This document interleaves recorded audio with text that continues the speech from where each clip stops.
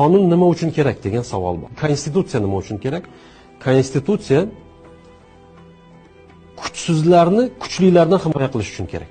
Hammasida. Masalan, shuning uchun ham kimningdir kuchi ko'payib ketadigan bo'lsa, konstitutsiya mana shu olib berib turadi. Masalan, qonunlar ishlamaydigan bo'lsa, qoida tariqasida eng zaif qatlam hamisha zarar chekadi.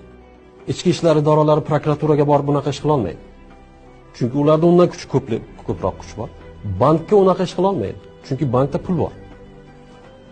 Va savol tug'iladi, jamiyatda eng zaif soha qaysi? Tibbiyot va ta'lim. Saylovda ham shular o'tkazib beradi. Gapda ham shular eshitadi, paxtani ham shular teradi, tayoqda ham shular yeydi va oxir-oqibat tarbiyaviy suhbatda ham shularga o'tkazadi. Chunki nima uchun? Chunki zaif. Hokimiyat vakolatlari noto'g'ri taqsimlanganligi uchun ham zaif soha sifatida ta'lim tizimiga aralashadi. Hammasi aralashadi. Hattoki hayron qoldiradigan narsa parlamentdagilar ham aralashadi shular. Baraka topkur, kuchlar tizimlarga aralashib ko'r. Chaqir bir generalni, o'shanga ber, pulingni kamaytiramiz deb ko'r, qani ularga nima der ekan?